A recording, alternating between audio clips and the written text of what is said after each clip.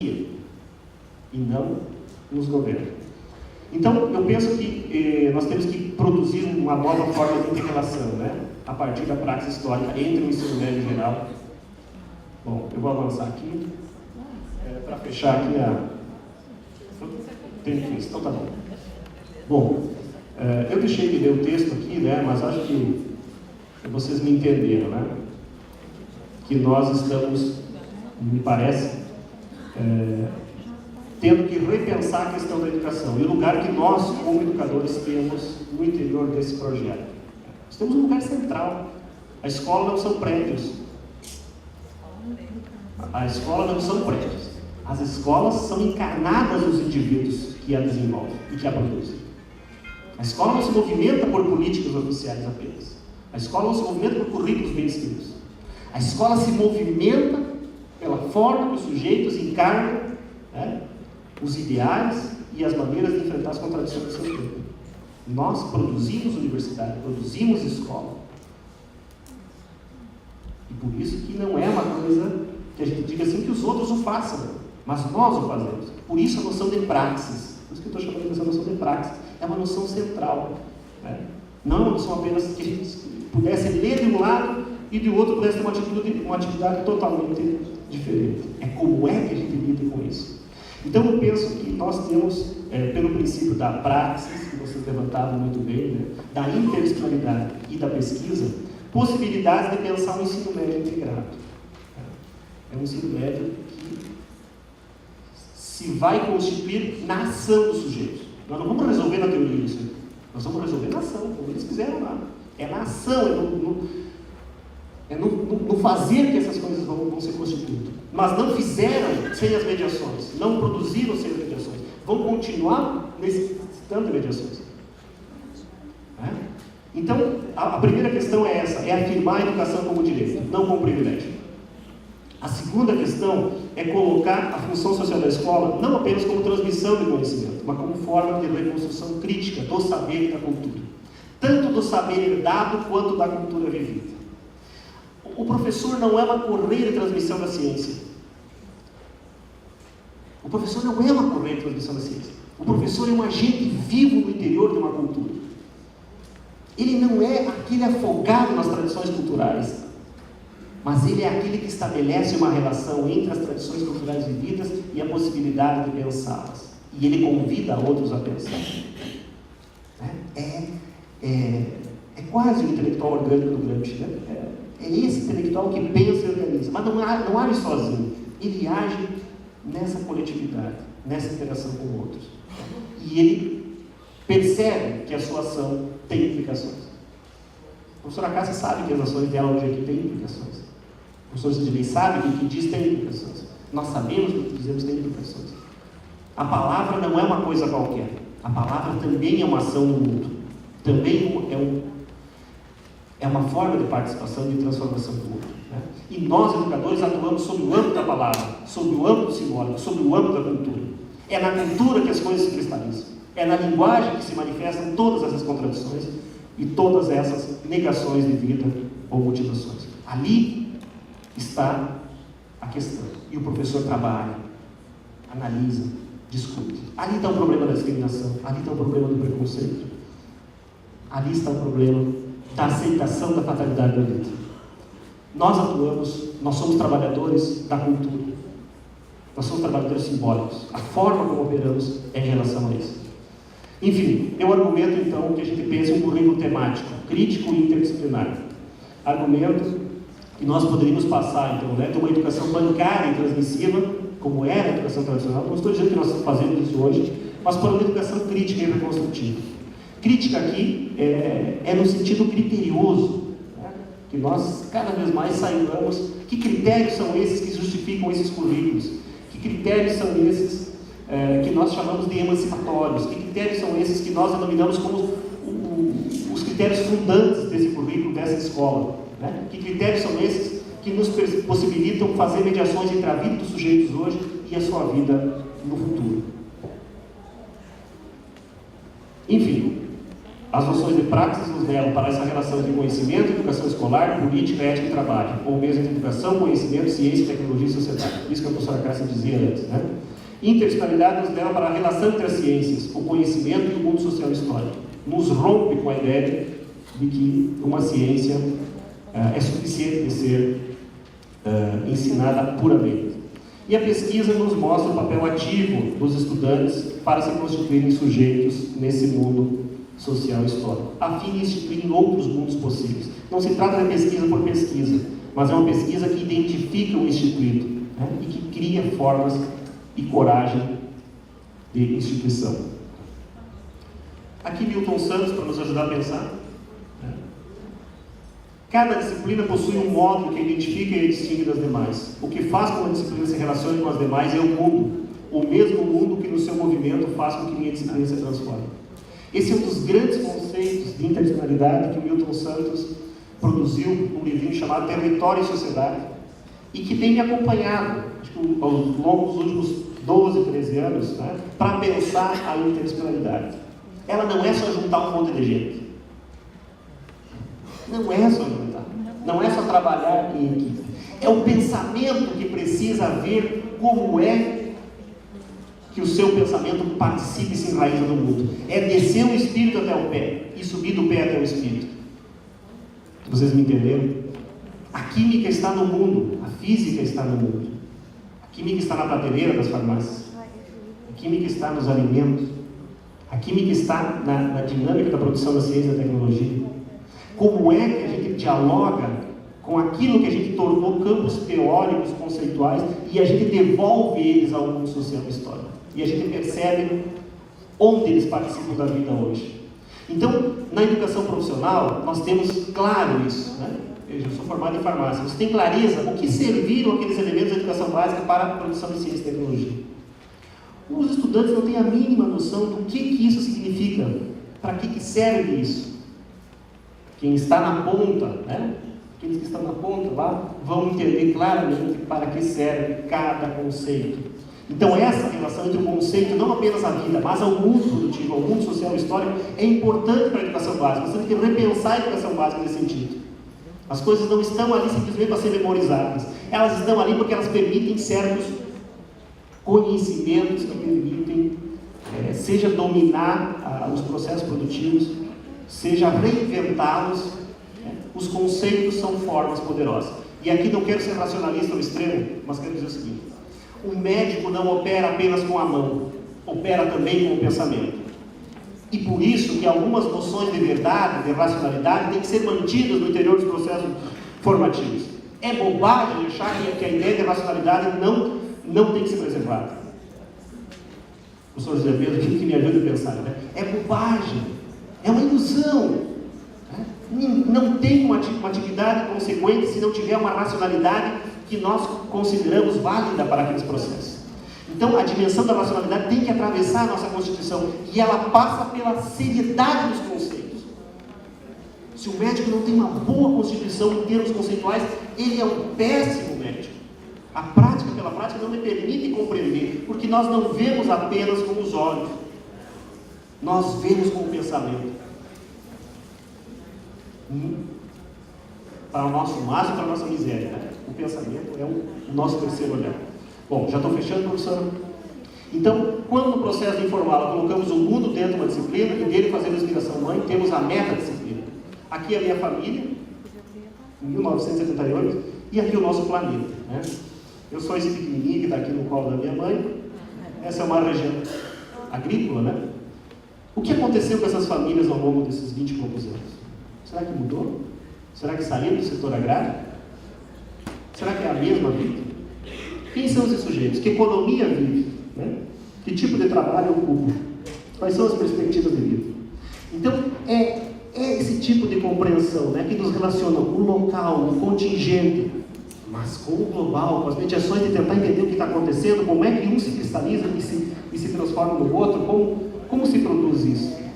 É isso que Milton Santos desafia, né? É pensar nesse sentido. Não é aceitar o cotidiano, o existente, como se não tivesse relação com o que está acontecendo hoje na China. O que acontece na China hoje tem implicação com o que acontece hoje conosco. Né? Nós estamos num outro momento. E é isso que significa pensar diferentemente o currículo nesse outro momento. Portanto, a educação deveria ser muito mais orientada para a coisa comum. Seria preciso tornar compreensíveis os mecanismos da economia, os mecanismos da sociedade, da política. Se nós não minimamente possibilitamos compreender esses mecanismos, como funcionam a organização do mundo, nós temos grandes dificuldades de dizer que essa educação é emancipatória, de dizer que ela possa potencializar os sujeitos. Enfim, eu gostaria de agradecer a vocês pela paciência que tiveram comigo. Espero ter colaborado nesse processo, um processo coletivo, um processo reflexivo, de muitas vozes, e que, fundamentalmente, tem a ver com o destino da sociedade e o destino dos sujeitos, do qual nós não queremos abandonar. E eu percebo que essa é a nossa responsabilidade. Um grande abraço a todos vocês.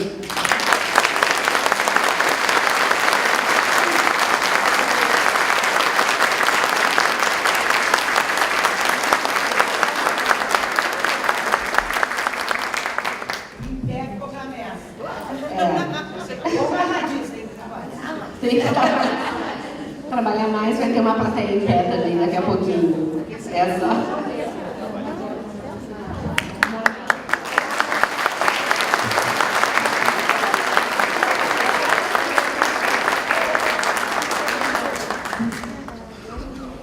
Nada como ter a Eulália também ali na primeira fila, tendo essas percepções, Só porque é novo, tem que trabalhar mais, e daqui a pouquinho ele terá uma plateia em pé também, com certeza, porque a reflexão não é assim. Secretária Eulália faz a gente perceber algumas coisas. Sim, bom, só concluindo a mesa, parabéns, professor Pitano. Ele traz para nós, assim como a professora Cássia, a gente consegue reafirmar nesse momento aqueles princípios que organizam a nossa reestruturação curricular, que organizam a nossa nova concepção pedagógica. E se olharmos, se percebermos ao longo das duas falas, a gente teve aqueles 6 princípios que a gente vem debatendo sistematicamente nas nossas formações, A gente fala da interdisciplinariedade, do reconhecimento de saberes, parte de totalidade, teoria e prática, e a gente identifica isso permeando as falas. E importante, concluindo, me parece a ideia do currículo temático, que é o que a gente vem trabalhando também sistematicamente, e naquela compreensão e passando pelo processo sistemático de conhecimento das dinâmicas socioprodutivas que estão nos nossos locais, nas nossas regiões, para conseguir fazer esse salto do local para o global, compreender essas dinâmicas e o processo histórico do seu desenvolvimento. E também entender o que aconteceu com essas famílias, como tu mostra a foto aí da tua família, nesse processo de desenvolvimento que tecnologias vieram, tecnologias foram embora, enfim. Bom, eu agradeço muito e a gente já está recebendo. Eu quero passar a fala para a professora Eulália, que gostaria, a professora, nossa secretária adjunta, que vem contribuindo de uma forma muito expressiva para a nossa formulação. Professora Eulália. Eu estou aqui para falar porque eu sou uma professora, E a fala de vocês dois, perdão, a fala de vocês 4, desculpe-me, a fala de vocês 5, me deixou em cólicas ali, porque eu acho que a gente tem que trocar algumas questões, porque eu fico me colocando, olha só, agora eu estou secretária, junto com o Zé, com uma função, com um conjunto de responsabilidades diferentes das funções e responsabilidades do professor que está atuando, da professora que está atuando na sala de aula, da direção da escola, do conjunto da escola. É diferente as nossas funções. Mas não significa que a diferença das nossas funções nos coloquem em lados opostos. nós podemos estar, e eu acredito que eu defendo isso, no mesmo lado do rio, onde sempre estivemos, mas em lugares diferentes deste mesmo lado.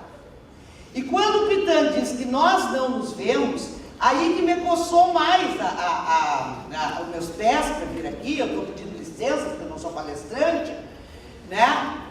E quando aquele monte de aplauso, mais do que merecido para a Cássia, mas naquela partezinha, quando ela diz que a escola de educação integral não pode ser um depósito, né? Eu fico ali me coçando. O que será que quer dizer tudo isso, esses aplausos? Então, eu quero, nesta função de secretária, com acúmulo de 30 anos de professora da escola pública, dizer o seguinte a vocês. Nós estamos e até submeter a análise de vocês. Nós estamos numa empreitada da questão da democratização da escola pública, que cada dia está mais concreto que sozinho não tem escola democrática. Por mais democrática que seja a diretora, a equipe diretiva, se elegeu prometendo horizontalidade, todos vão participar, mas sempre entre nós tem alguém que diz, bem capaz, não ganhei o pisco, isso que é para mim, eu não vou ficar aqui incomodando. Isso já desmonta, enfraquece, afrouxa, e tanto vai que a criatura desiste.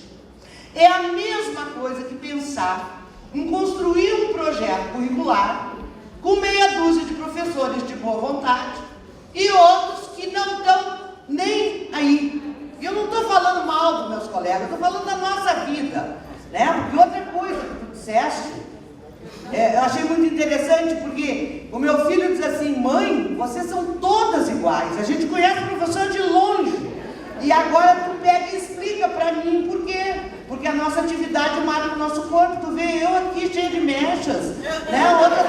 E eles acham que nós somos iguais. Então eu acho que é isso que tu está dizendo. Então mas é que na educação básica nós é que predominamos, Carol, né? Não estou querendo excluir vocês, mas nós é que predominamos. Eu estou aqui para dizer o seguinte, nós vivemos esse processo de democratização da sociedade brasileira com uma lei da ditadura na educação. A lei da ditadura durou até 96 e ainda está impregnada em nós. É por isso que a gente ouve, quando eu tiver tudo bem, aí eu vou estar bem. Bom, mas aí é óbvio, né? Se tiver tudo bem, está tudo bem, né? O que eu quero dizer como secretária, com a responsabilidade que eu tenho nesse momento, é o seguinte, não há, e porque é difícil pegar professor, não sei se tem muito professor de sala de aula aqui, se não tem, só crer, né? Mas não tem importância. Tem bastante? Aí, que às vezes eu não encontro vocês, né? Às vezes a gente só reúne com as CREs, com as direções, a gente não consegue chegar nos colegas. O que eu quero dizer com toda a responsabilidade é que vocês podem xingar o que quiser, botar a responsabilidade o que quiser, botar a culpa, como diz o ditado, a culpa é minha, então eu ponho e dou para quem quiser. Mas vocês têm que ter uma certeza da nossa ação. Não há nenhuma política, nenhuma lei, nenhuma nada que obrigue a manter a escola pública fracionada em períodos de 50, 45 ou 30. Não há nada que obrigue a ter 5 aulas de português, 3 de educação física, 1 de ensino religioso. Isso já era. Já era. Mas vocês enfiam os regimentos goela abaixo. Vocês sabem que na vida não há espaço vazio. O maior sonho desse seminário, do que vocês trazem, é a gente poder recuperar a autonomia da escola. Porque é uma ilusão acreditar que a escola tem autonomia porque eu faço o que eu quero, porque aqui ninguém me manda, ou como disse ontem um professor lá na Assembleia Legislativa, na discussão de uma audiência, ele disse assim, eu só dou 13 períodos de 50 minutos. Olha, minha escola decidimos, escola de Caçapava, disse o professor Pedro, não sei o sobrenome.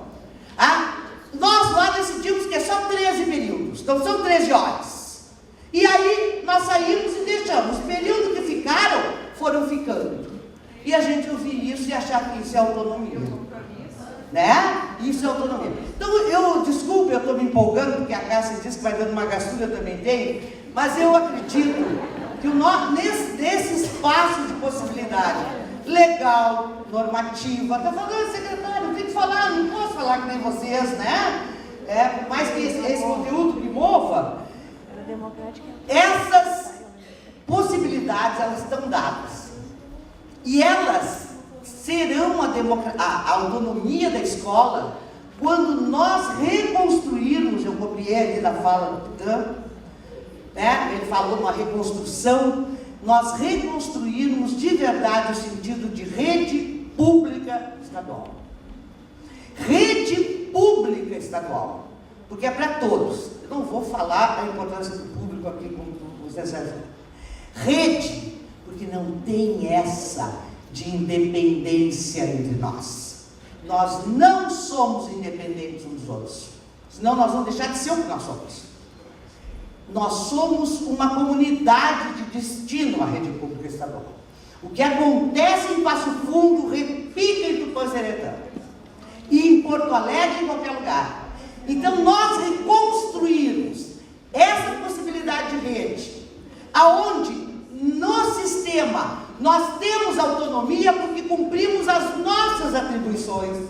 Não é atribuição do secretário ir na escola, entrar na sala de aula e dizer como é que tu tem que dar aula. Não é o secretário que vai fazer isso. Mas também não é a escola que vem dizer que tu não pode, como secretaria, propor um debate pedagógico, curricular e desafiar. E se não faz, alguém tem que fazer. Qual é a utilidade da SEDUC? Se fosse para fazer só obra, que é importante, podia passar para a Secretaria de Obras. Fosse só para pagar o salário, que é importante, deixa que a Fazenda faça. Se fosse só para administrar pessoas, passa para a SAR. São mais, têm experiência. A nosso sentido é a questão pedagógica. E nesse sentido, eu quero dizer a você o seguinte: ponham a culpa em quem quiser, para encerrar. Mas tem umas culpas que não são nossas, da nossa atribuição como gestor nesse momento. Se é difícil constituir uma escola, porque alguns colegas ficam com medo daquela atividade não ser considerada de magistério, de regência, e depois poder perder a aposentadoria, isso é uma coisa real, não, isso não é maldade. Eu quero dizer a vocês, além do monte de assuntos que nós já tratamos, talvez não tenhamos conseguido tratar plenamente a todos eles, salário, carreira, promoção, tudo isso, nós, desde 2008, que o Supremo Tribunal Federal disse que função de magistério vai além da sala de aula. Aí ele descreve algumas coisas, depois ele diz, é de coordenação, direção e assessoramento pedagógico. Só que isso nunca foi traduzido. E aí, uma hora a SAR entende que pode homologar, passar a aposentadoria, daqui a pouco acha que não. O TCS manda a palavra supervisão escolar, ele devolve o processo, porque ele não sabe o que faz o supervisor. Eles não são obrigados a dominar a nossa linguagem, como nós não dominamos.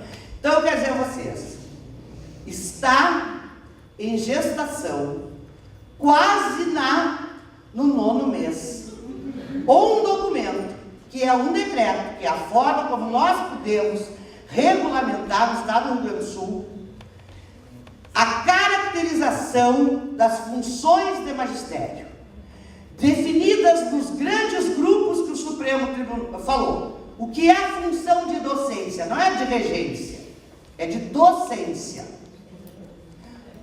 Direção não precisa, coordenação e assessoramento pedagógico para professores que atuam em escolas. É para esses. Não é para os especialistas, porque o Supremo diz que para eles não vale. Não é o Lália que está dizendo. Então, colegas, todo esse trabalho, essa reestruturação curricular, que não tem nenhuma contrariedade na legislação, que não tem nenhuma contrariedade nas diretrizes curriculares nacionais, não terá, a partir deste mês de junho, nenhuma impossibilidade de que os nossos quadros de professores da escola se reorganizem no tempo, nas atividades curriculares, que nos chamamos de oficinas, outras coisas, no acompanhamento pedagógico, desde que estas questões estejam articuladas ao projeto pedagógico da escola e regimentadas. Porque a gente sabe que nós somos 100% bom, mas e bem intencionado. Mas às vezes alguém diz assim, vamos fazer aquela visita lá e dizer que aquilo foi docência, mas não está articulado. Essas coisas todas que vocês fazem nas escolas e que às vezes são consideradas fora do currículo, além do horário, tragam para o currículo. Coloquem na proposta pedagógica de vocês. Oficializem o trabalho que vocês fazem. Considerem essas aprendizagens na hora de avaliar os alunos. E nós todos teremos, no caso da aposentadoria especial, esse direito garantido, porque chegará na SAR e chegará no TCE apenas o termo docência, coordenação pedagógica, assessoramento pedagógico ou direção da escola. O resto vai ficar entre nós. Esta é uma das nossas possibilidades de favorecer, de colocar a institucionalidade para que vocês não continuem tendo as dificuldades para operar os processos. Eu tinha que dizer isso, viu? E isso vai deixar a nossa vida melhor, porque nós vamos nos apropriar para decidir os conceitos, para decidir o que é essencial para aprender, para distribuir o tempo da escola com o compromisso da aprendizagem, da qualidade, para garantir o direito para todos. Muito obrigada, desculpe a palestra.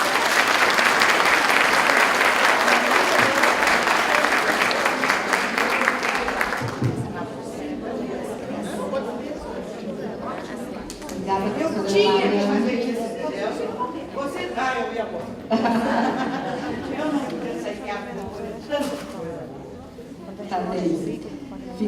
Contagia, né? A energia tem que colocar para fora. Bom, pessoal, a gente tem várias perguntas, a gente tem algumas manifestações longas aqui, mas antes a professora Cássia está me sugerindo que oportunize algumas falas também, para não ficar apenas na nossa explanação, mas que vocês possam se manifestar. Alguém gostaria de usar o microfone? Lá. Tem microfones...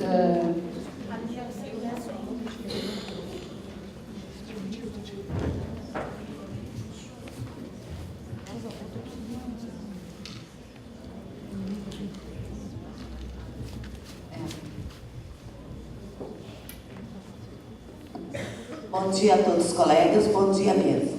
Bom, eu sou professora e como a professora Eulália colocou, professora Cássia, né, colocou, a gente realmente, para trabalhar 60 horas, a gente sai de uma escola, vai para outra, e vai para outra, e vai para outra. Bom, como seu colega aí, né, parece que, né, a sementinha que a senhora plantou, né, germinou e deu essa árvore maravilhosa aí. Bom, ele traz para nós que nós temos a relação curricular, né, que são os currículos organizados na forma vertical. Nós temos o problema do professor, nós temos várias questões aí de crise, né. Bom, o que eu trago como experiência? Nós temos na rede municipal de ensino de Cachoeirinha, tá, uma quarta-feira que depois do recreio são 2 horas que nós temos para planejar, tá? Que nós temos para sentar e organizar isso. Nós trabalhamos por tempo, 1 hora e 10 minutos cada um. Já temos a isonomia de disciplinas, que é a isonomia, todo mundo trabalha ao mesmo tempo, né?